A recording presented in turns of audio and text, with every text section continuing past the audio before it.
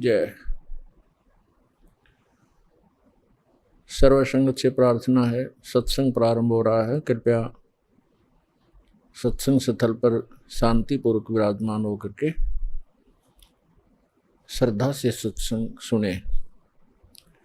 परमेश्वर की प्यारी आत्माओं से पुनर्निवेदन है, सत्संग प्रारंभ हो रहा है। कृपया सत्संग स्थल पर शांतिपूर्वक विराजमान होकर के श्रद्धा से सत्संग सुने। सत साहिब बोलो सतगुरुदेव की जय। बंदी छोड़ कबीर परमेश्वर जी की जय। बंदी छोड़ गरीबदास जी महाराज जी की जय। स्वामी रामदेवानंद जी गुरु महाराज जी की जय हो।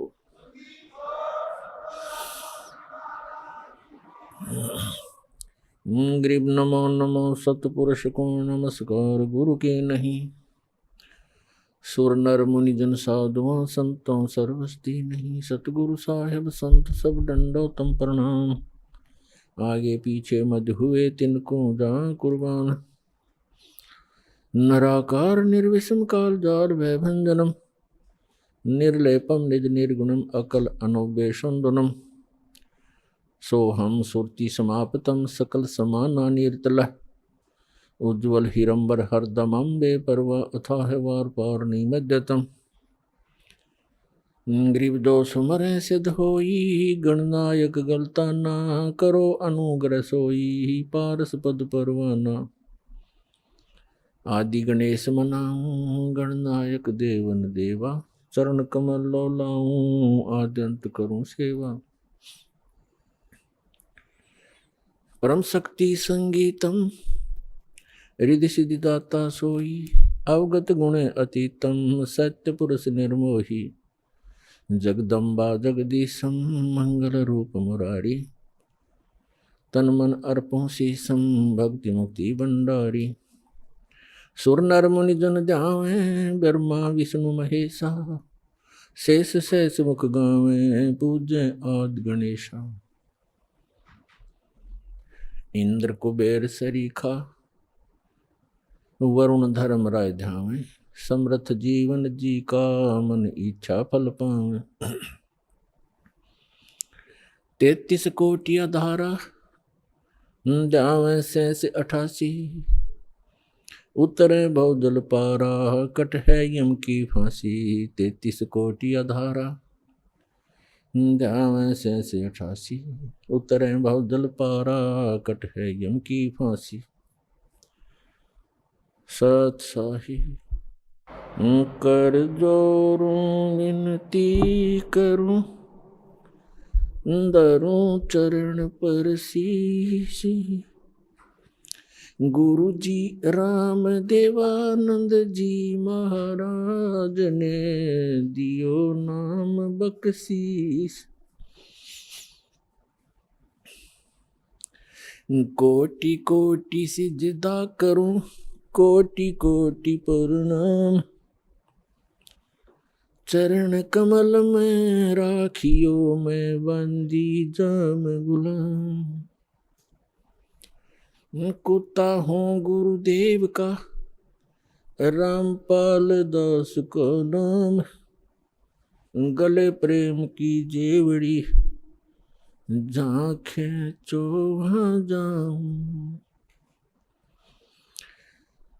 तो करो तो बावड़ू दूर दूर करो तो जाऊं। जो राखो त्यों ही रहूं। जो देव सुख। परम पिता परमात्मा पूर्ण ब्रह्म सारी सृष्टि के रचनहार कबीर देव कबीर परमेश्वर जी की असीम रजा से आप सभी पुण्यात्माएं सत्संग श्रवण करने के लिए उपस्थित हो पाए। मानुष जन्म दुर्लभ है मिले न बारंबार। तरवर से पत्ता टूट गिरे वो बोहरने लगता डर। पृथ्वीपति चकवे गए जिनके चक्र चलंत। रावण सरीखे कौन गिण हैं, ऐसे गए अनंत। मानुष जन्म पाय के जो नहीं रटे हरि नाम, जैसे कुआ जल बिना फिर बनवाया क्या काम।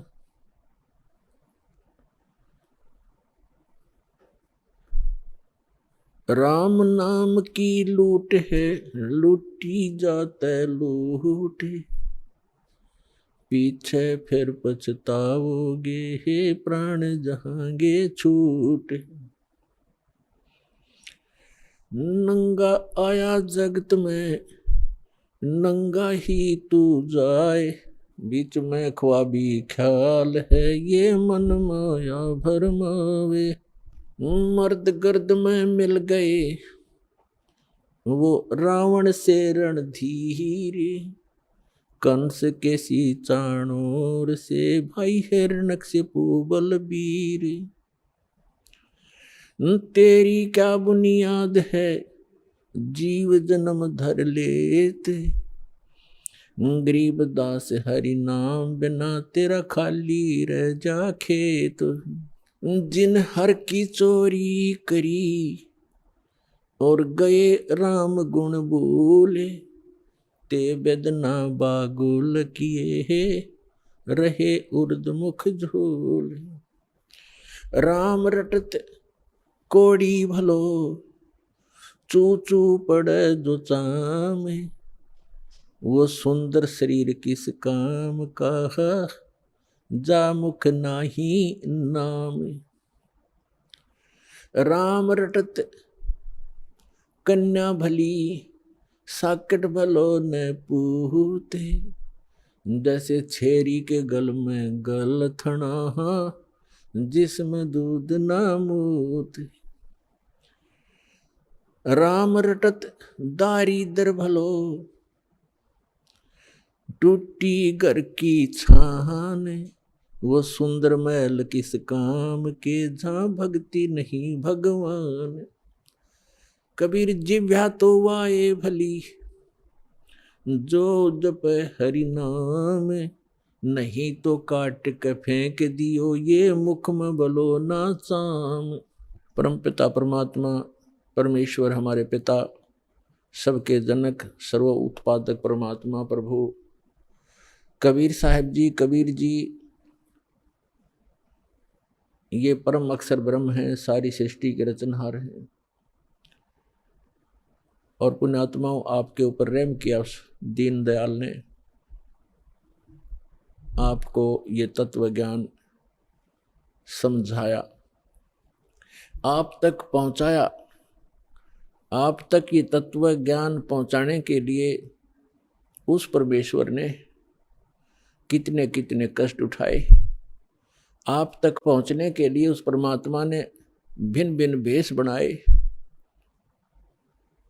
और आप जी ने इस काल की भांग को इतना पी लिया कि इस काल के इस नकली सुख, इस झूठे सुख के नशे में आप भगवान को पहचानना भूल गए।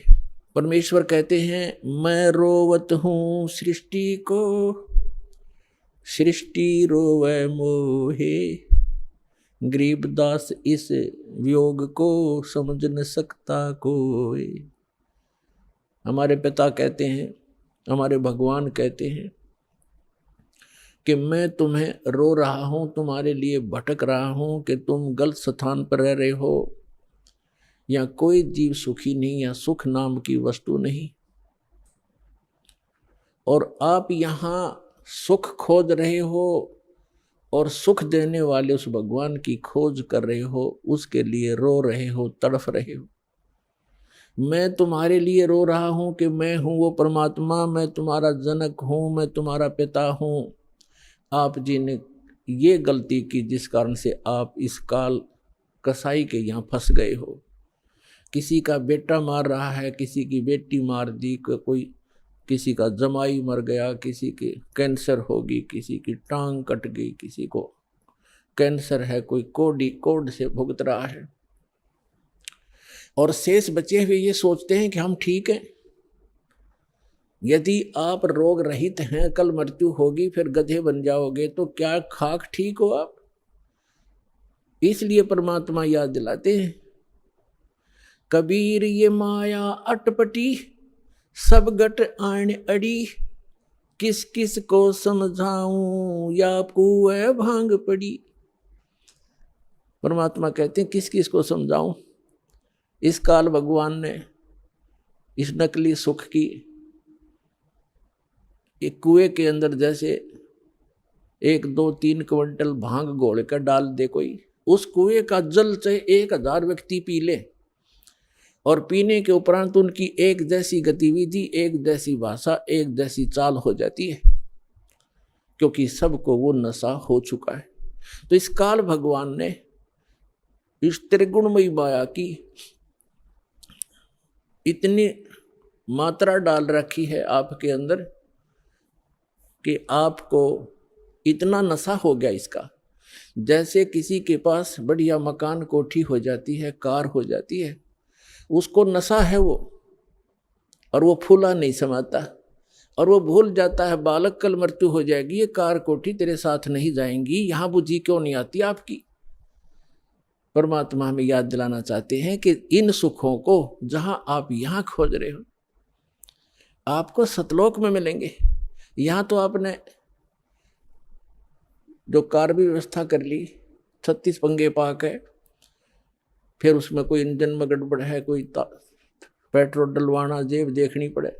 सतलोक में चलो, आपको विमान मिलेंगे, विमान मिलेंगे, और आपकी मन से जहाँ चाहोगे 1 सेकंड में उड़कर आप पूरा परिवार बैठकर कहीं घूम सकते हो।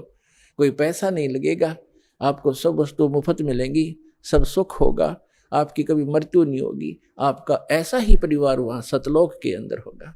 अभी तक ये मूर्ख बनाया करते थे नकली संत कि वहाँ प्रकाश ही प्रकाश है, चेतन ही चेतन है, आत्मा उसमें जाकर ऐसे मिल जाती है जैसे बूंद समंदर में। फिर खा क्या करेंगे वहाँ जा करके, इससे यहीं दुख सुख यहीं ठीक है। तो उनको अकल थी नहीं, ज्ञान था नहीं, उनका सवन भाव नहीं था, क्योंकि उनकी साधना गलत थी, उनका ज्ञान गलत था। वो काल प्रेरित थे, काल के भेजे आए हुए हैं। तो परमात्मा हमें याद दिलाते हैं कि झूठे सुख को सुख कहे ये मान रहा मनमोद, ये सकल चबीना काल का, कुछ मुख में कुछ गोद। अपना आत्मा आप देख रहे हो, कहीं पर भूकंप आ जाता है, हजारों लाखों की संख्या में मानव मर जाते हैं, अन्य प्राणियों की तो गिनती ही नहीं। कहीं पर फ्लड आ जाती है, गांव के गांव बह जाते हैं, हजारों की संख्या में व्यक्ति मारे जाते हैं, और वो उन मकानों को, उन वहाँ के संसारिक सुखों को जोड़ने में सारा जीवन लगाते हैं। उनका दृष्टिकोण सिर्फ उन्हीं पर केंद्रित रहता है कि कोठी बना लूँ, कार बना लूँ, 1 प्लाट और ले लूँ, 2 कोठी और बना दूँ, एक बैंक बैलेंस बना दूँ, 1 फैक्ट्री लगा लूँ। उद्देश्य मनी मेक ही रहता है। परमात्मा कहते हैं तो बच्चों वाले खेल खेल रहे तुम, आप जी को ज्ञान नहीं है, इसलिए यहाँ डले ढोरे हो। 1 सेकंड का पता नहीं क्या बिजली गिर जा, और फिर आप यहीं स्थिर होना चाहते हो ऐसे गंदे लोक में। तो तत्व ज्ञान का अभाव है। जब आपको तत्व ज्ञान होगा, आपके मन की व्यवस्था ही अलग हो जाएगी। जब आपको तत्व ज्ञान होगा, आपके मन की स्थिति बदल जाएगी, आपका उद्देश्य बदल जाएगा। परमात्मा हमें आकर याद दिलाते हैं, आप जी विचार कीजिए कि आपकी मृत्यु तो होगी होगी, चाहे यहाँ कोई पूरी पृथ्वी का राजा है और चाहे अमीर या गरीब है, कोई भी व्यक्ति है, आपकी मृत्यु होगी। और आपने जो कुछ भी सारे जीवन में संग्रह किया वो आपके साथ नहीं जाएगा। ये तो यूनिवर्सल ट्रूथ है, आपको सबको मालूम है। और पुण्यात्माओं, ठीक है, आपके पूर्वजन्म के पुण्य हैं, आपको जो भी वस्तु उपलब्ध है, इसको ये समझ लो कि आपकी नहीं है। आप एक रेस्टोरेंट में रह रहे हो। अब जैसे अच्छे पूंजी वाले व्यक्ति, सेठ धनी व्यक्ति, अच्छे रेस्टोरेंट में जाकर के अपना 1, 2, 3, 4 जैसा भी वो वहाँ दिन रात व्यतीत करना चाहते हैं, तो उनके पास पैसा घना है, तो वे हाई क्लास के, हाई क्वालिटी के रेस्टोरेंट के अंदर रह रहे हैं, वहाँ सुविधाएं अच्छी हैं, सोफा सेट हैं, बढ़िया पलंग हैं, टीवी रखे हैं, सारी व्यवस्था है वहाँ पर। बैल बजा दी, बैरा आ गया, जो वस्तु मांगी उपलब्ध होगी खाने और पीने की। और एक गरीब व्यक्ति जाके एक सिंपल होटल में रुका है जिसमें एक तख्त पड़ा है और सिंपल आहार है, थोड़ा खर्चा है उसका। तो ऐसा ही समझ लो आप, जो गरीब है वो एक सिंपल होटल में रह रहा है, अमीर है वो बड़े होटल में रह रहा है, लेकिन वस्तु किसी की नहीं। वहाँ पर होटल में गए व्यक्ति को पता होता है कि यहाँ तेरी वस्तु कोई नहीं है, इनको प्रयोग कर सकता है, वो भी अपने खर्चे से। तो इस काल भगवान का ये होटल है फॉर एग्जाम्पल। और इसमें आपके पुण्यों के कारण आप सुविधा जो आपको है वो आपके पूर्वजन्म की पूंजी से है, जेब आपकी ही खर्च हो रही है, जो सुविधाएं आपको उपलब्ध हैं आपके पुण्य क्षीण हो रही है। और गरीब व्यक्ति है वो समझ ले सिंपल होटल में रह रहा है, कोई झोंपड़ी में है चाहे सिंपल मकान में रह रहा है, तो वो भी एक होटल में ही है। एक दिन दोनों ने ही जाना है और दोनों ने वो सब वस्तुएं यही छोड़ जाना है।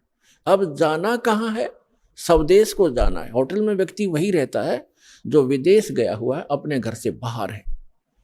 आज तक आपको यही नहीं मालूम कि हम इस होटल को छोड़कर प्रस्थान कहाँ करेंगे। आपको तो जबरदस्ती जब आपकी पूंजी समाप्त हो जाती है, आपका समय समाप्त हो जाता है, उस होटल से पकड़कर बाहर फेंक दिया जाता है सड़क पे, आप कहीं जाओ।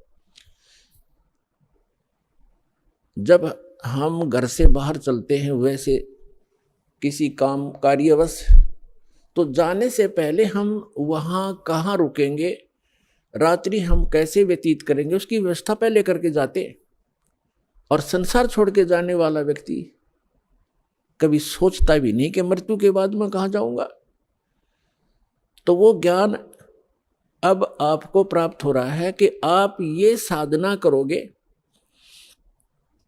और आप इन होटलों में रहो जैसे जिसकी व्यवस्था है, ठीक है, धनी है अपने उस सुविधा को प्राप्त करो, निर्धन है अपने उन मकानों में गुजर करो। और दोनों ही दो रोटी खाते हैं, एक गरीब भी और सेठ भी, और एक चारपाई पर ही सोते हैं, तीन तीन चार चारों पर सेठ नहीं सो सकता। एक कोने में चाहे 10 कक्ष की कोठी हो, एक कक्ष के एक कमरे में एक तख्त 3.5 बाई। परमात्मा कहते हैं क्या चढ़ावा मेंढिया और लंबी भीत उसार, घर तक 3.5 हाथ गणा तक 4.25। यानी आपको लेटने के लिए अपने हाथ, ये हाथ होता है इतना, प्रत्येक का शरीर अपने 3.5 हाथ का होता है, 3.5 हाथ का। तो परमात्मा कहते हैं आपने 20 कक्ष की कोठी बना रखी है, उसमें 3.5 हाथ और बाई 1 हाथ, भाई इतनी जगह की जरूरत है आपको। बाकी उस कोठी शर्मा मार ले, क्या बनेगा उसका? समय खोया, अपना जीवन व्यर्थ किया। तो कहने का भाव ये है कि ठीक है, भगवान ने आपको कोठी भी दी है, सुविधाएं भी हैं, कोई बात नहीं, लेकिन अब भविष्य की तैयारी करो, यहाँ से चलने का उद्देश्य बनाओ। असक जन्म हो गए आप जी ने यही भटकताओं का। परमात्मा हमें बताते हैं कि आप जी यहाँ इस काल कसाई के लोक में रह रहे हो, इसने आपको अपने स्वार्थवश पाल रखा है, जैसे कसाई बकरे पालता है। पुण्यात्मा, आपके ऊपर 3 गुणों का इतना जबरदस्त प्रभाव हो गया कि आप जी अपने परिवार, अपनी संपत्ति को अपना मान चुके हो। और मान चुके हो जैसे नशे में व्यक्ति चाहे कुर्डियों पर पड़ा हो गंद में, और चाहे चारपाई पे लेट रहा हो, उसको पता ही नहीं तू कहाँ है। तो आज हम सभी की ये स्थिति है कि हम इस सब कुछ को अपना मान चुके, और इसको ये कहा जाता है कि आप कसाई के लोक में रह रहे हो और ये आपको सबको खाएगा बारी बारी, ये नहीं बख्शेगा किसी को भी। किसी परिवार के 3 सदस्य खा जाता है एक दिन में, कोई दुर्घटना से या कोई किसी और अन्य कारणों से, कोई बीमारी से। और शेष बच्चे ये सोचते हम ठीक हैं, जिनके साथ वो घटना घट गई उससे पहले वो भी आप जैसी ही सतिथि में थे। तो पुण्यात्माओं, परमात्मा ने रजा बख्शी आपको ये ज्ञान देने की, और फिर वो विकल्प बताया कि यहाँ से जाकर आप कहाँ रहा करोगे। गीता अध्याय नंबर 15 के श्लोक नंबर 1 से 4 में कहा है कि उल्टा लटका हुआ संसार रूपी वृक्ष है, ऊपर को जड़ तो समझो पूर्ण परमात्मा, और नीचे को तीनों गुण रूप शाखा है, रजगुण ब्रह्मा, सतगुण विष्णु, तम गुण शिव जी। और जो संत इस उल्टे लटके हुए संसार रूपी वृक्ष के सभी विभाग बता देगा, तना कौन भगवान है, इस संसार रूपी जड़ कौन है, यानी जिससे सबका धारण पोषण होता है वो कौन प्रभु है, और शाखा कौन है, डार कौन है, और पत्ते क्या है, तो स वेदविद वो तत्वदर्शी संत है। तत्वदर्शी संत की प्राप्ति के उपरांत 15वें अध्याय के 4थे श्लोक में कहा श्रीमद् भगवद गीता में, उसके पश्चात परमेश्वर के उस परम पद की खोज करनी चाहिए जहां जाने के बाद साधक फिर लौटकर कभी संसार में नहीं आते। और जिस परमेश्वर ने सब ब्रह्मांडों की रचना की है, संसार रूपी वृक्ष की प्रवृत्ति जिससे विस्तार को प्राप्त हुई है, उस परमात्मा की भक्ति करो और किसी की नहीं। और गीता ज्ञानदाता अपने विषय में कहता है 8वें अध्याय के 13वें श्लोक में, ओम इति एकाक्षरम ब्रह्म विवहारण माम अनुस्मरण यह पर्याति तदन देहम से आती परमामृति। मुझ ब्रह्म का एक ओम अक्षर है।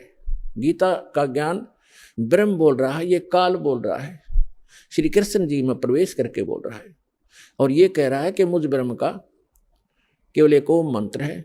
इसका उच्चारण करते हुए संसार छोड़कर जाते समय भी, मरते समय भी इसी का जाप करता है, तो ओम से मिलने वाली जो परम गति वो प्राप्त हो जाती है, वो ब्रह्मलोक प्राप्त होता है। ब्रह्मलोक में गए प्राणी भी वापस आते हैं। 8वें अध्याय के 16वें श्लोक में गीता जी में स्पष्ट किया है, वो भी पुनरावृत्ति के अंदर।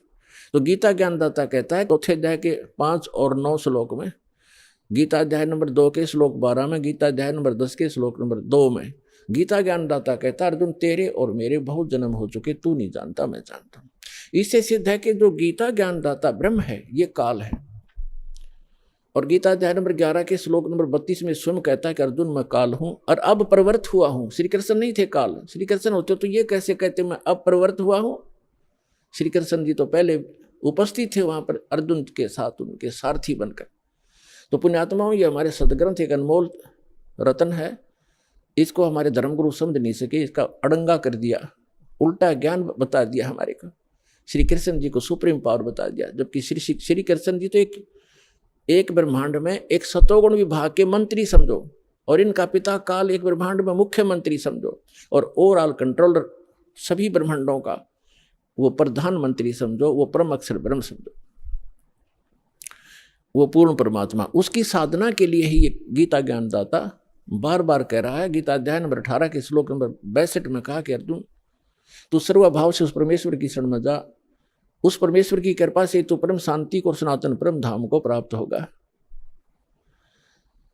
गीता अध्याय नंबर 8 के श्लोक नंबर 1 में अर्जुन ने पूछा कि हे परमात्मा, आपने जो 7वें अध्याय के 29वें श्लोक में जिस तत्ब्रह्म की जानकारी दी है कि तत्ब्रह्म को से परिचित प्राणी, इस अध्यात्म ज्ञान से परिचित और सभी कर्मों से परिचित व्यक्ति केवल जरा और मरण से छूटने के लिए प्रयत्न करता। जरा माने वृद्ध अवस्था और मरण माने मृत्यु। जरा और मरण से छूटने के लिए जो प्रयत्न करते हैं वे उस तत्ब्रह्म से परिचित हैं, अर्थात उस पूर्ण परमात्मा से परिचित हैं, उसके उस शाश्वत स्थान से परिचित हैं। वहां जाने के बाद बुढ़ापा नहीं आता, वृद्ध अवस्था नहीं आती और मृत्यु नहीं होती। 8वें अध्याय के प्रथम मंत्र में अर्जुन ने पूछा फिर किम तत्ब्रह्म, वो तत्ब्रह्म क्या है वो बता दे मुझे। अब 8वें अध्याय के 3रे श्लोक में गीता ज्ञानदाता ये काल कहता है ब्रह्म कि वो परम अक्षर ब्रह्म है, यानी गीता ज्ञानदाता से कोई अन्य है वो प्रभु, वो स्वामी, वो मालिक। गीता अध्याय नंबर 4 के श्लोक नंबर 32 और 34 में स्पष्ट किया है कि वो सच्चिदानंद घन ब्रह्म अपने मुख कमल से बोलकर एक अमृत ज्ञान प्रचार करता है। उस सच्चिदानंद घन ब्रह्म की वाणी में धार्मिक अनुष्ठानों की, अध्यात्म मार्ग की, भक्ति विधि विस्तार के साथ कही गई है, वो तत्व ज्ञान है। उस तत्व ज्ञान को अर्जुन तो तत्वदर्शी संतों के पास जाकर समझ,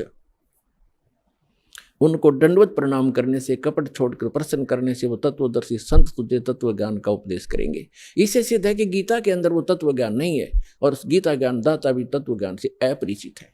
उसके लिए दास को भेजा परमपिता ने, कबीर भगवान ने तत्वदर्शी संत बनाकर। अब जो प्रसंग चल रहा है कि गीता ज्ञानदाता 8वें अध्याय के 3रे मंत्र में कहता है कि वो परम अक्षर ब्रह्म है, और गीता अध्याय नंबर 8 के श्लोक नंबर 5 और 7 में अपनी साधना करने को कह रहा है कि मेरी भक्ति कर, मुझे प्राप्त होगा, लेकिन युद्ध करना पड़ेगा। और पुण्यात्मा जहाँ युद्ध है वहाँ शांति नहीं हो सकती। इसलिए गीता ज्ञानदाता कहता है 18वें अध्याय के 62वें श्लोक में कि सर्वभाव से तू उस परमेश्वर की शरण में जा, उस परम अक्षर ब्रह्म की शरण में जा, उसकी कृपा से तू परम शांति को और सनातन परम धाम को प्राप्त होगा, जहाँ जाने के बाद साधक फिर लौटकर कभी संसार में नहीं आते। अब गीता ज्ञानदाता गीता अध्याय नंबर 8 के श्लोक नंबर 8, 9, 10 में कहता है कि उस सच्चिदानंद घन ब्रह्म की भक्ति करने वाला प्राणी साधक भक्ति की शक्ति से, योग के बल से, योग माने साधना के बल से, भक्ति की ताकत से, उस मंत्रों की भक्ति की कमाई की ताकत से उस परमात्मा को सच्चिदानंद घन ब्रह्म यानी परम अक्षर ब्रह्म को ही प्राप्त होता है। अपना तो उसने मंत्र बता दिया 8वें अध्याय के 13वें श्लोक में कि मुझ ब्रह्म का केवल एक ओम अक्षर है, नथिंग एल्स। ओम नमः शिवाय, ओम भगवते, ओम ये भगवते वासुदेव, ये मंत्र नहीं है, ये तो बाल बलौने वाले खिलौने हैं, मीठी गोलियां हैं। 17वें अध्याय के 23वें श्लोक में गीता ज्ञानदाता ने केवल संकेत दिया है कि उस सच्चिदानंद घन ब्रह्म के पाने का 3 मंत्र का जाप है, नथिंग एल्स, उसके अतिरिक्त कुछ नहीं। ओम तत्सत इति निर्देश है ब्रह्मण त्रिविध समर्थ है, ब्राह्मणा तेन वेदा चयगा विहिता पुरा। क्योंकि परमात्मा प्रत्येक युग में आते हैं और प्रत्येक युग में अपना यथार्थ ज्ञान सुनाते हैं। कुछ पुण्यात्माएं उनको स्वीकार करती हैं, इसलिए कहा कि सटाट जब होता है उस समय परमात्मा यथार्थ ज्ञान देता है। ब्राह्मण माने विद्वान पुरुष, बुद्धिमान व्यक्ति, फिर इसी आधार से वो साधना किया करते हैं। फिर कुछ दिनों के बाद फिर से ये काल के दूत सक्रिय हो जाते हैं और यथार्थ ज्ञान को समाप्त कर देते हैं। इसलिए गीता ज्ञानदाता कहता है कि मैंने पहले भी ये ज्ञान दिया था शाश्वत इन सभी को, और फिर उसको आगे कुछ दिन चला, लेकिन अब ये लोप हो गया या पुनः फिर दे रहा हूं। तो यहां बताया है कि ओम तत्सत, ओम तो ब्रह्म का। गीता अध्याय नंबर 15 के श्लोक नंबर 16 और 17 में 3 पुरुष हैं, एक सरपुरुष, एक अक्षर पुरुष। सरपुरुष ये काल है, ये ब्रह्म है जिसके लोक में हम फंसे हुए हैं, ये काल कसाई कहा गया है। इसको वेदों के जो ज्ञाता कहलाते थे इसको ब्रह्म कहते थे, और ब्रह्म को ये सुप्रीम पावर कहते थे। इनको कख भी पता नहीं था। ये केवल 21 ब्रह्मांड का स्वामी है, प्रभु है, ब्रह्म है। ब्रह्म माने भगवान है, स्वामी है। और फिर परब्रह्म इससे नेक्स्ट, जैसे दादा परदादा, एक दादा उससे नेक्स्ट दादा, तो ये ब्रह्म फिर परब्रह्म। परब्रह्म को अक्षर पुरुष भी कहते हैं, इसको सर पुरुष कहते हैं ब्रह्म को। अक्षर पुरुष 7 शंख ब्रह्मांड का स्वामी है, नील पद्म शंख, 7 शंख ब्रह्मांड का स्वामी है, इसको अक्षर पुरुष का। इसकी आयु बहुत लंबी है, इसलिए इसको अक्षर पुरुष कहते हैं। अब जो तीसरे नंबर का है, गीता अध्याय नंबर 15 के श्लोक 16 में 2 पुरुष हैं, सरपुरुष और अक्षर पुरुष। और बताया है कि जितने भी इनके अंतर्गत प्राणी हैं शरीरधारी, इन सब का, और साथ में इन दोनों सरपुरुष और अक्षर पुरुष का, शरीर तो नाशवान है, जीवात्मा किसी की नहीं मरती। आगे फिर 15वें अध्याय के 17वें श्लोक में तुरंत बताया है कि उत्तम पुरुष है तू अन्य परमात्मा इति उदाहरते। उत्तम पुरुष, पुरुषोत्तम, पुरुषोत्तम तो कोई और ही है इन दोनों से, सरपुरुष और अक्षर पुरुष से। वो 8वें अध्याय के 3रे श्लोक में गीता ज्ञानदाता ने बता दिया वो परम अक्षर ब्रह्म है। अब देखो, ब्रह्म एक सरब्रह्म, सरपुरुष कहो चाहे सरब्रह्म कहो, ये तो 7 सिंह ब्रह्मांड का प्रभु है, स्वामी है, सरब्रह्म, जिसको काल कहते हैं, जिसने गीता का ज्ञान श्री कृष्ण में प्रवेश करके दिया, इसको सरब्रह्म कहते हैं। ये 21 ब्रह्मांड का ब्रह्म है, स्वामी है। और जो अक्षर ब्रह्म है, अक्षर पुरुष कहो चाहे अक्षर ब्रह्म कहो, वो 7 संघ ब्रह्मांड का स्वामी है। और परम अक्षर पुरुष कहो, परम अक्षर ब्रह्म कहो, वो असंख्य ब्रह्मांड का ओवरऑल कंट्रोलर है। और वही इस संसार रूपी वृक्ष का मूल है, जड़ है, जिससे सबका धारण पोषण होता है, जो सबका पालक है। गीता अध्याय नंबर 15 के श्लोक नंबर 17 में कहा कि उत्तम पुरुष है तू अन्य परमात्मा इति उदाहरत है। ये लोग तटरम आविश्य विभर्ति अवे ईश्वर है। ओम तत्सत, इसमें बताया है कि उत्तम पुरुष है तू अन्य, इन सरपुरुष रक्षर पुरुष से वो श्रेष्ठ भगवान, उत्तम माने श्रेष्ठ, पुरुषोत्तम कहो उत्तम पुरुष कहो एक ही बात है। वो पुरुषोत्तम तो कोई और है, वो परम अक्षर ब्रह्म है। 8वें अध्याय के 3 श्लोक में गीता ज्ञानदाता ने स्पष्ट ही कर दिया। और जिसको परमात्मा कहा जाता है, ओए होए अपने आत्मा, अभी तक तो आप जी को अध्यात्म मार्ग का ABC भी ज्ञान नहीं था, क्योंकि हमारे ये गुरु ही ऐसे नकली थे, इनको स्वयं ज्ञान नहीं था।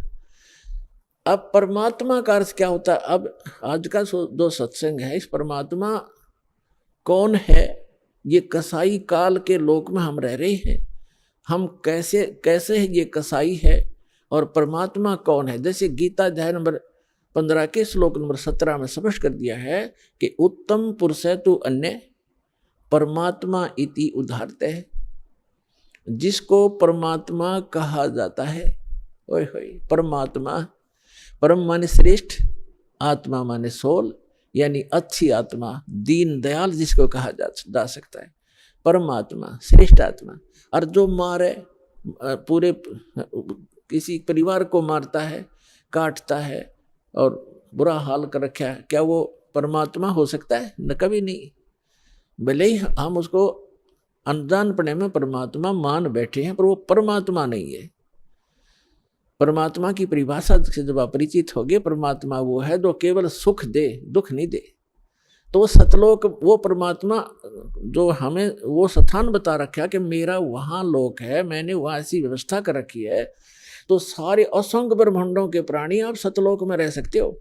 और सब एक जैसी व्यवस्था है, सुंदर महल बने हुए हैं, तेज पुंज के सुंदर, आगे बाग बगीचे हैं, सबके आगे पार्क बने हुए हैं, उसमें बहुत सुंदर फल मेवा सदा लगी रहती है।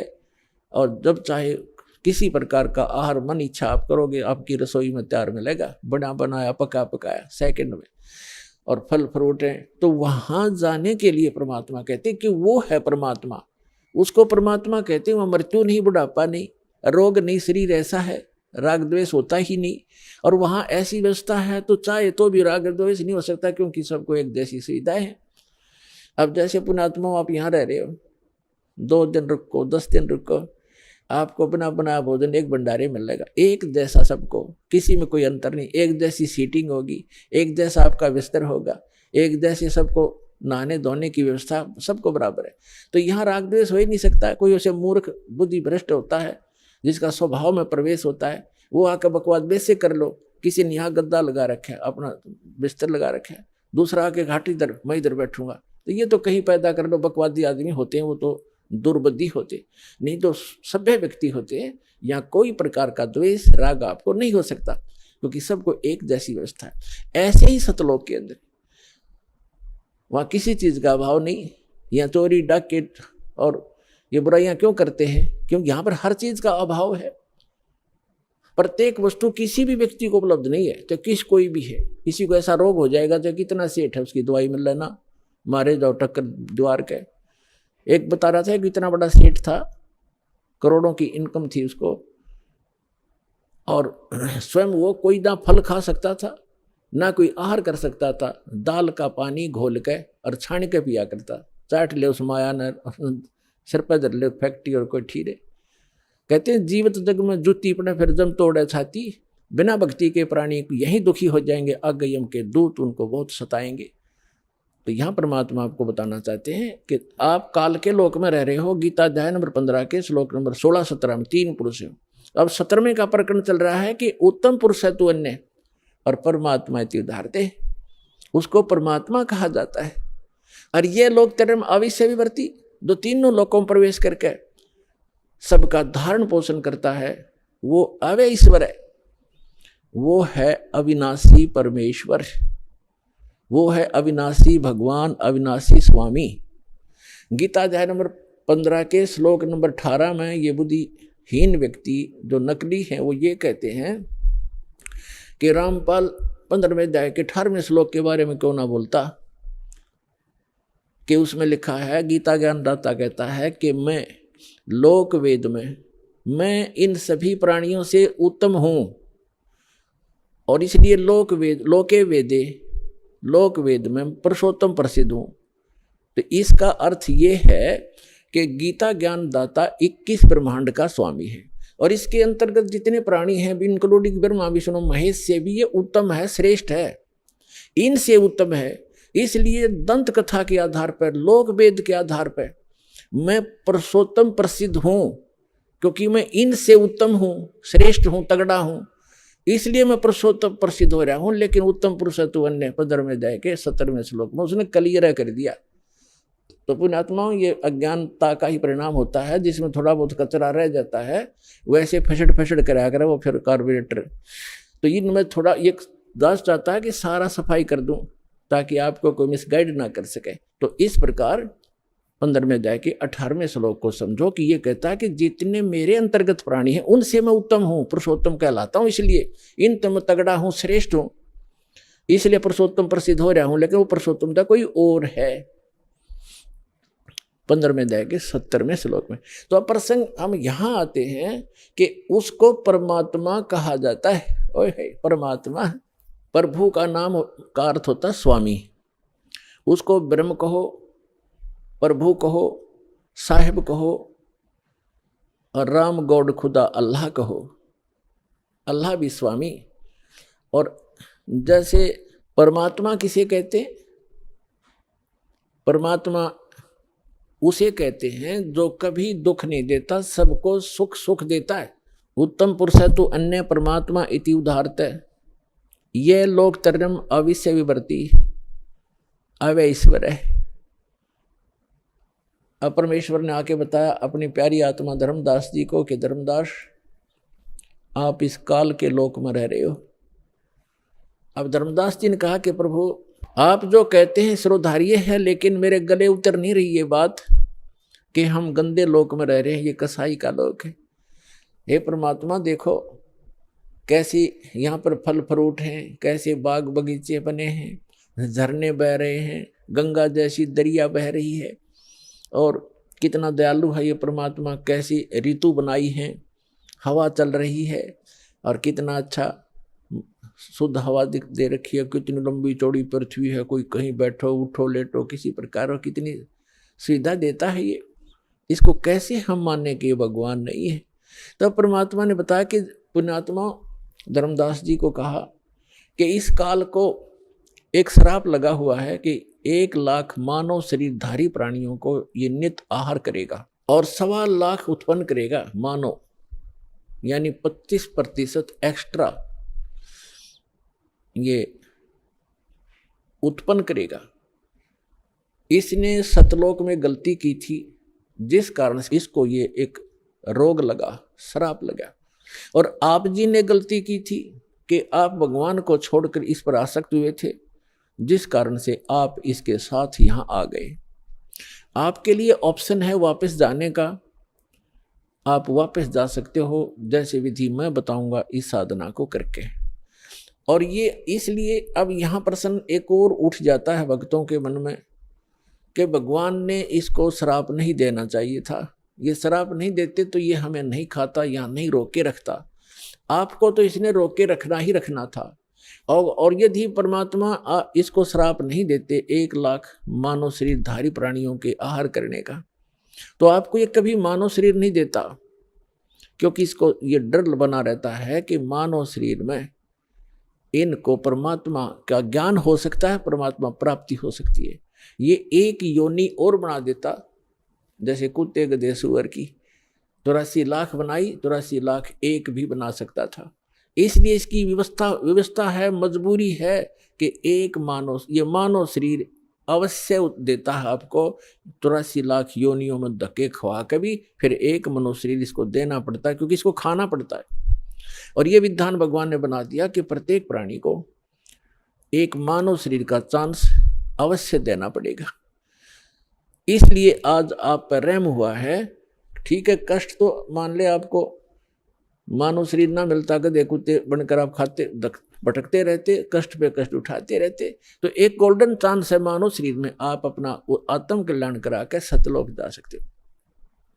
ये सुविधा देवताओं को भी उपलब्ध नहीं है, क्योंकि जितना जीव घना सुखी होगा उतना भगवान से कोसों दूर होगा, ये सत्कर मान लियो। और जितना दुख होगा उसके लिए वरदान सिद्ध हो सकता है, यदि उसको सतलोक आश्रम वाला जला हिसार प्राप्त हो जाएगा, उस दुख के कारण भी उसको परमात्मा मिल जाएगा।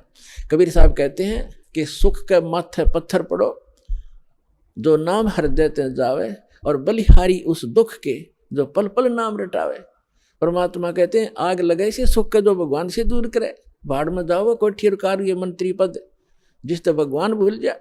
अरे हे भगवान, ऐसा कष्ट दिए रखना, आपकी याद बनी रहे। तो पुण्यात्मा, आप बालक हो, अध्यात्म ज्ञान मिला नहीं। आमीन जय बजरंग बली जय गणेश जी के गीत गा के हम इनकी भी भक्ति सही नहीं कर पा रहे थे, गणेश जी की, शिव जी की, विष्णु जी की, माताओं की। ये साधना भी इस दास के पास उपलब्ध है, जो ये आपको यथार्थ लाभ देंगे। इन मंत्रों के वश हैं ये, जो दास आपको देगा। ये इनके बस की बात नहीं है। इन मंत्रों के जाप से आप अपने आप ये अट्रैक्ट होते हैं। जैसे उदाहरण देते रहते हैं कि भैंसा होता है, भैंसे को भैंसा भैंसा करते रहो, कति ध्यान नहीं देगा। एक बार उसकी एक अलग से लैंग्वेज होती है, प्रत्येक क्षेत्र वाइज। उसको एक बार कर दे हुर्र, तो वो तुरंत देखता है और बहुत सावधानी से तकता है किधर से आई आवाज। तो ये समझ लेना, ये जो दास आपको मंत्र देता है इन भगवानों की, यह पूजा नहीं है। इनसे लाभ लेने के ये विशेष मंत्र है, जिनके ये अट्रैक्ट होते हैं, विवश हैं, ये लाभ देते ही देते हैं। इसके अतिरिक्त कोई मंत्र आप जाप करते रहो, आपको वो अध्यात्म लाभ नहीं मिलेगा, क्योंकि वो शास्त्र विधि त्याग कर मनमाना आचरण है, जिसके विषय में गीता अध्याय नंबर 16 के श्लोक 23-24 में स्पष्ट किया है कि शास्त्र विधि को त्याग कर जो मनमाना आचरण करते हैं उनको ना सुख होता है, ना उनको सिद्धि प्राप्त होती है, और न ही उनकी कोई परम गति होती है। यूजलेस, व्यर्थ है।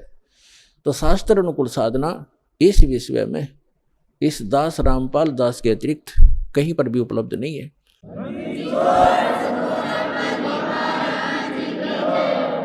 इसको चाहे आप अभिमान समझना या तत्व ज्ञान समझना, ये धीरे धीरे आपको अपने आप समझ में आ जाएगा दास क्या कहना चाहता है। अभिमान तो वो व्यक्ति किया करता जिसकी अपनी कोई खोज हो, चाहिए तो उसने भी नहीं। और हम तो संत भक्त हैं, हम किसी प्रकार का कोई अभिमान या ईगो कभी नहीं रखते। जो ऐसा रखता है वो भक्त नहीं, ना संत नहीं, क्योंकि ये तो सदग्रंथों में प्रमाणित है, हमारे सदग्रंथों में लिखा हुआ था। वो खजाना इनका हाथ लगा नहीं, क्योंकि ये इनको ज्ञान नहीं था। अपने आत्माओं, जैसे श्रीमद् भगवद गीता अध्याय नंबर 17 के श्लोक नंबर 23 में लिखा है, ओम तत्सत इति निर्देश ब्रह्मण तिर्वेद समर्थ ब्राह्मणा तेन वेदाच यज्ञा विहिता पुरा। इसका अर्थ ये है कि उस सच्चिदानंद घन ब्रह्म परम अक्षर ब्रह्म के प्राप्ति का, उस शाश्वत स्थान में जाने का एक 3 अक्षर का मंत्र है, ओम तत्सत इति निर्देश है। निर्देश माने डायरेक्शन, नथिंग एल्स, फाइनल फैसला, फाइनल डिसीजन। अच्छा, यहां पर ओम तो ब्रह्म का है, सरपुरुष का, और तत् और सत ये सांकेतिक है। तत् ये अक्षर पुरुष का, जिसको अक्षर ब्रह्म भी कहते हैं, जो सात्संग ब्रह्मांड का स्वामी है, ये मंत्र है। और सत ये परम अक्षर ब्रह्म का मंत्र है। ये तत् और सत सांकेतिक है। और यहां बताया है, गुरु बिन वेद पढ़े जो प्राणी, समझन सार रहे अज्ञानी। गुरु बिन काहुन पाया ज्ञाना, जो थोथा भूस छड़े मूड किसाना। सतगुरु के बिन, गुरु के बिना किसी को भी वेदों का ज्ञान नहीं हुआ। वो तो ऐसे अपनी अटकलबाजी करते रहे, जैसे कोई मूड किसान धान निकालने के बाद पड़ी पराली को और उसको कूट रहा है मोगरों से, डंडों से, या उनको पटक रहा है पकड़ पकड़ के। किस लिए? उससे पूछा जाए कि इसमें से कनक निकाल लूंगा, धान निकाल लूंगा, तो उसको ज्ञान नहीं है, वो मूड है। और समझदार तो उसमें से निकाल के ले जा चुका है, वो तो पराल पड़ी है, भूस पड़ा है। तो जो भूस को कूट रहा है वो तत्व ज्ञान उस मार्ग का परिचित नहीं है। तो यहाँ बताया है, गुरु बिन काहु न पाया ज्ञाना, जो थोथा बुछड़े मूड किसाना, गुरु बिन वेद पढ़े जो प्राणी, और समझे न सार रहे अज्ञानी। तो ये सभी अज्ञानी थे। कई वक्त आते हैं, वो कहते हैं जी मैंने सुधांशु जी से नाम ले रखा है, और फिर क्या बताता जी भूत प्रवेश है, प्रेत बाधा कई वर्षों से। अच्छा, फिर सुधांशु जी के मंत्र ने क्या काम करे आपका, क्या नाम दे रखा है, ओ हरिओम तत्सत। अरे वाह भाई वाह, ये है वो नीम हकीम। कहते वस्तु कहाँ खोजे कहाँ, किस विद लागे हाथ, एक पलक में पाइए भेदी ले ले साथ। अब ये तत् और सत ये सांकेतिक है, ओम तत्सत ओम तत्सत ये नहीं जब करना, हरिओम तो कभी करना ही नहीं साथ लगा करके। ओम की बेइज्जती करते हो आप, ओम मंत्र अकेला जाप किया जाता है, इसके साथ कोई भी जोड़ नहीं होना चाहिए। ऐसे ही अब क्या बता है कि जैसे एक धनी व्यक्ति था, सेठ था, साहूकार, उसने अपनी पैड में बही में डायरी में लिख दिया, उसके अपने ही मकान के आंगन में एक मंदिर बना रखा था, और उसमें बही में लिख दिया पैड में डायरी में कि चांदनी 14 यानी चांदनी 14 रात्रि के 12 बजे मंदिर के गुम्बज में इतने किलो चांदी, इतने किलो सोना और इतने नगद पैसे जमा कर रखे, दबा रखे। इसलिए कोड वर्डों में लिखते थे कि बच्चे कहीं गलती से कभी खोद बैठे, निकाल ना लें, मेरे जाने के बाद फिर ये प्रयोग कर लें। इसलिए चोरों के डर से वो ऐसे छुपा दिया करते थे। पहले बैंक नहीं होते थे। उस सेठ की मृत्यु होगी अचानक। पिता के अंतिम संस्कार करके उन बच्चों ने फिर देखा कि पिता की लेख देखते हैं। उन्होंने वो डायरी देखी, उसमें लिखा था चांदनी 14 रात्रि के 12 बजे मंदिर के गुम्बद में इतना धन दबा रखे। तो उन बच्चों ने 2-3 दिन के बाद अपने पिता की क्रियाक्रम से निपट कर हफ्ते 10 दिन 12 दिन 15 दिन के बाद वो मंदिर का गुम्बद फोड़ दिया रात्रि के समय। उन्होंने सोचा, पिता ने संकेत दिया है कि दिन में तो कोई देख लेगा, रात्रि में फोड़ियो। तो रात्रि में उन्होंने मंदिर का गुम्बद फोड़ डाला, उसमें कुछ नहीं था। उनको बड़ा अफसोस हुआ कि पिताजी तो हमें गलत गाइड करके हमें बहका गए और धन कहीं और दबा गए। अब उसको कैसे खोजेंगे, गया हाथ से, बहुत धन था। बुरी तरह रो रहे हैं। कुछ दिनों के बाद उसके पिता का कोई मित्र सेठ आया। बच्चों ने अपनी समस्या उसके सामने रखी कि अंकल ऐसे ऐसे समस्या आ गई है, हमारे पिताजी ने झूठ बोल दिया, पैसा कहीं और छुपा रखा है, हम गुम्बद में लिखा है, गुम्बद में तो पाया नहीं, हमने मंदिर भी फोड़ दिया। तब उस सेठ ने कहा कि मुझे दिखाओ कहाँ लिखा है। उसने लेख देखा कि चांदनी 14 रात्रि के 12 बजे मंदिर के गुम्बद में इतना पैसा।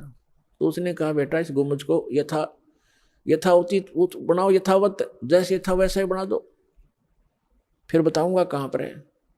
और चांदनी 14 आने दो। 15 दिन के बाद, महीने के 20 दिन के बाद, वह 10-5 दिन के बाद वह चांदनी 14 आनी थी, वो वैसा ही गुम्बद बना दिया। रात्रि के समय, चांदनी रात्रि में, और गुम्बद की छाया आंगन में जहाँ थी उसके घर पे, वो जमीन वहाँ खुदवाई के ये निशान लगा दिया, यहाँ खोदो। वह ज्यों का तो धन पा गया। तो ये नकली सारे गुम्बद फोड़नीय थे, स्थान का पता नहीं था। तो इनको इन सदग्रंथों के कोड वर्डों का ज्ञान नहीं हुआ। तो वस्तु कहाँ ढूंढे कहाँ, किस विद लागे हाथ, एक पलक में पाइए भेदी ले लो साथ। तो ये दास इन सदग्रंथों का और जानकार बना के, तत्वदर्शी संत बना के कबीर भगवान ने आप उसके बच्चों के लिए भेज दिया। अपनात्माओं अविलंब काम करो यू, कहते हैं समझा है तो सर दर पाओ और भौर नीरे ऐसा दाव। तो ये गरीबदास जी कहते हैं, गरीबदास ये वक्त जाते रो गए इस पैरे न, हाथ से मानो शरीर छूट गया, भक्ति यथार्थ मिली नहीं, तो फिर रोया करोगे इस समय को। कहते हैं मानुष जीवन दुर्लभ है, मिले न बारंबार, और तरवर से पत्ता टूट जा वो फिर नहीं लगता डार। अब जो प्रसंग चल रहा है हम आते हैं उसी पर कि परमात्मा की परिभाषा क्या है और काल किसे कहते हैं।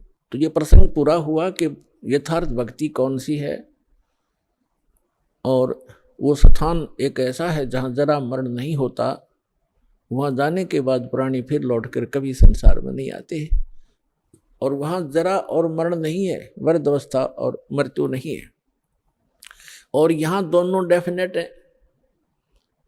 यदि मृत्यु भी है और वृद्ध अवस्था भी है, लंबी उम्र होगी तो वृद्ध अवस्था है, बीच में मर गया तो 100 पहाड़ टूट जा, परिवार के ऊपर कमाने वाला एक था, बच्चों का क्या होगा, वह तो वृद्ध अवस्था तो बूढ़ी मौत होगी। कहने का भाव ये है, जब तक हम परमेश्वर की शरण में नहीं आते तब तक हम काल की रेंज में रहते हैं, और जब हम कबीर भगवान की शरण में आ जाते हैं हम काल की रीत से बाहर हो जाते हैं, फिर उसका विधान हम पर लागू नहीं रहता, हम परमेश्वर की शरण में आ जाते हैं। और समर्थ की शरण में जो आ जाता है उसको फिर बाहर का व्यक्ति दुखी नहीं कर सकता, उसको स्वयं पता होता है कि इस आदमी के इस शरणागत को छेड़ दिया तो ये तेरा बक्कल उतार देगा। इसी प्रकार हम समर्थ की शरण में आ गए हैं। आप कबीर भगवान वो समर्थ है, वो कादर परमात्मा है, उसकी शरण में आ गए, उसकी शरण ना त्यागना, इतना ध्यान अवश्य रखना। छोटा मोटा कष्ट भी होता है नाम लेने के बाद, तो ऐसे समझना जैसे एक बिल्ली बच्चे उत्पन्न करती है और 2-4 दिन के बाद उन बच्चों को दूसरे घर में ले जाती है, क्योंकि वहाँ वो ये देखती है कि कहीं तेरे बच्चों को यहाँ खतरा ना हो जा, और इस बात से उसके बच्चे भी परिचित होते हैं कि हम अपनी माँ के संरक्षण में हैं, और वो उनको अपने मुख से पकड़ती है, उसके तीखे दांत होते हैं बिल्ली के तीखे, और उनको पकड़ती है, और बच्चों को पीड़ा भी होती है, वो ऐसे सुकड़ जाते हैं, ऐसे लटक जाते हैं, और महसूस होता है कि इनको दांतों का दर्द भी है, लेकिन बोलते कति नहीं, चुपचाप रहते हैं, उस पीड़ा को सहन करते रहते हैं, क्योंकि उनको पता है कि हम अपनी माँ के साथ हैं।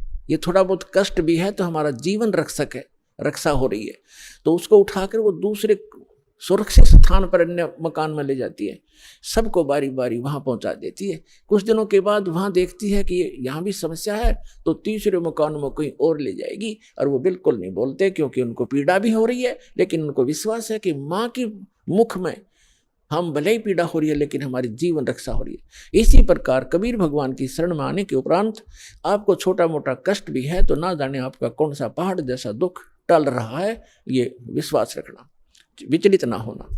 यह प्रसंग चल रहा है कि धर्मदास जी ने कहा था कि भगवान यहाँ कितनी सुविधा दे रखी है भगवान ने, और इसको आप काल कह रहे हो। परमात्मा ने कहा, धर्मदास जैसे कसाई बकरे पालता है, उन बकरे और बकरियों के लिए वो कितनी सुविधा करता है जिसकी अच्छी सेल होती है। एक बहुत बड़ा चरागाह बनाता है, उसको हायर करता है या मोल लेता है, और उसके अंदर शेड डालता है, झोंपड़ी डालता है बकरों को गर्मी और सर्दी से बचाने के लिए।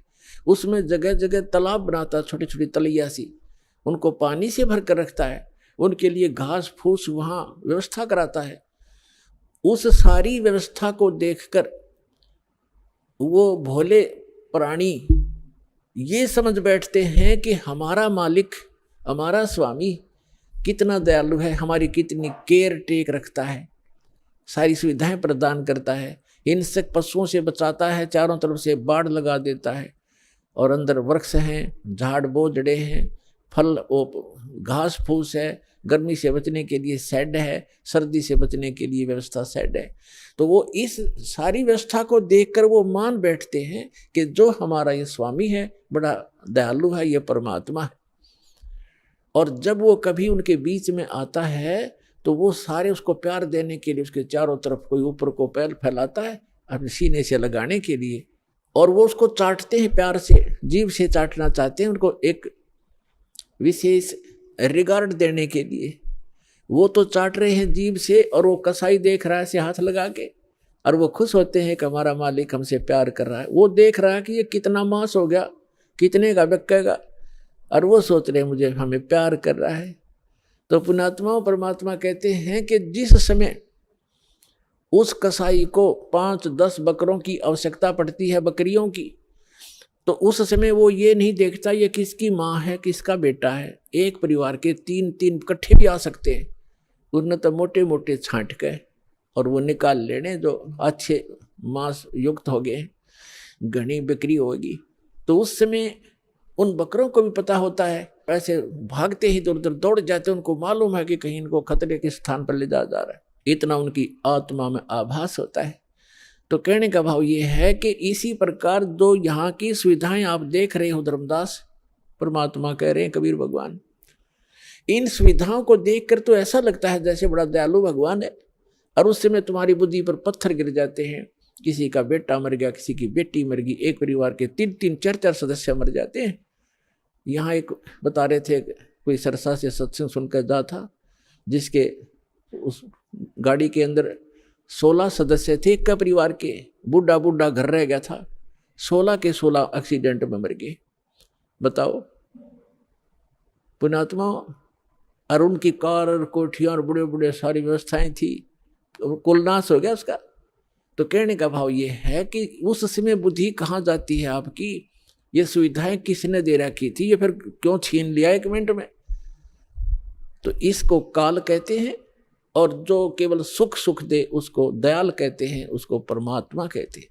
आप इसको परमात्मा मान बैठे हो, लेकिन ये परमात्मा नहीं है। यहाँ तो दुख के अतिरिक्त आपको कुछ मिलता ही नहीं, चाहे कितना ही आपको सुखी व्यक्ति नजर आता है झूठे सुख से युक्त, चाहे कोई मंत्री है, प्रधानमंत्री है, या कितना ही बड़ा सेठ है, और कैसी आपने उसकी सुविधा नजर आती है। गरीब आदमी तुमने सोचा है ये कार कोठी वाले घने सुखी होंगे, या फिर ये अफसर हैं, कर्मचारी अधिकारी हैं, ये बड़े सुखी होंगे।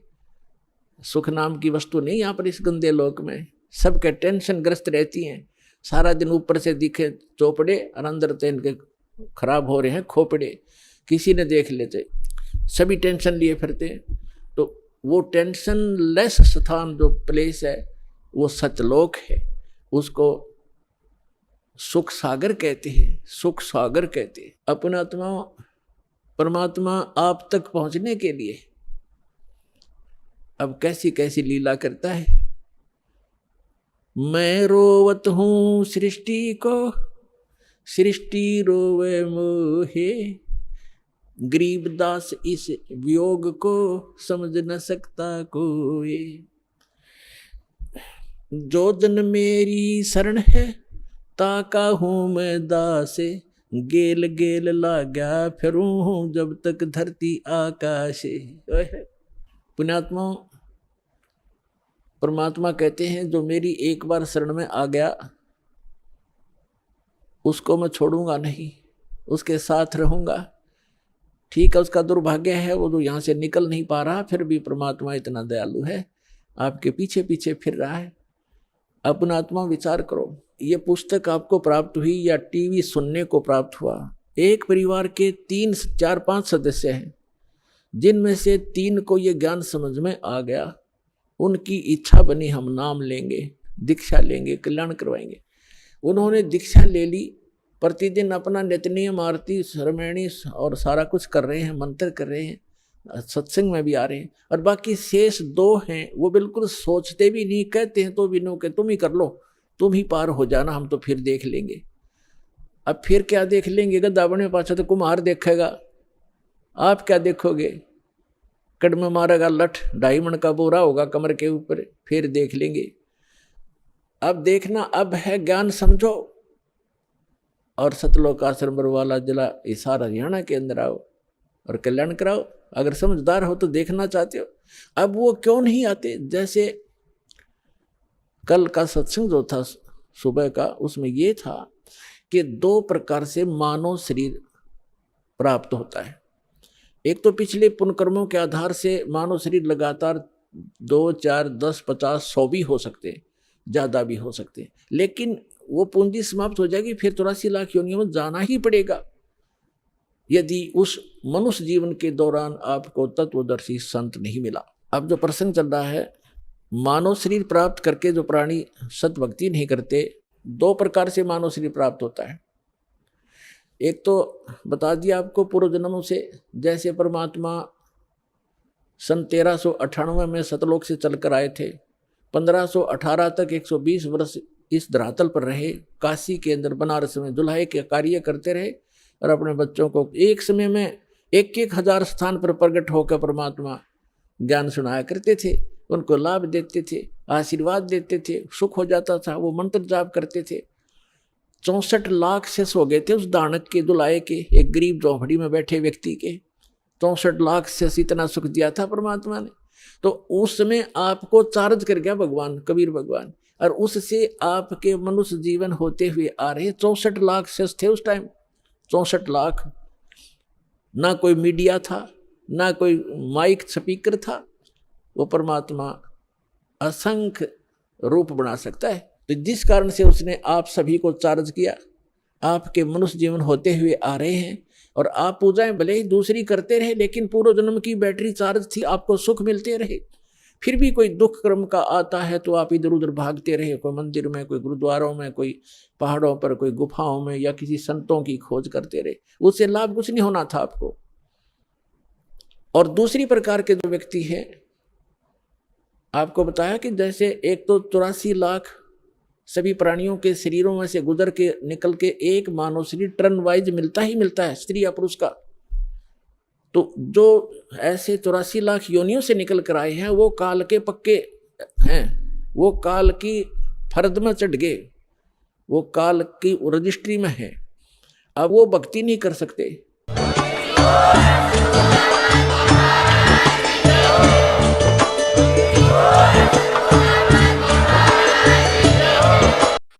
संत रामपाल जी महाराज जी से नाम दीक्षा लेने के लिए इन नंबरों पर कॉल करें।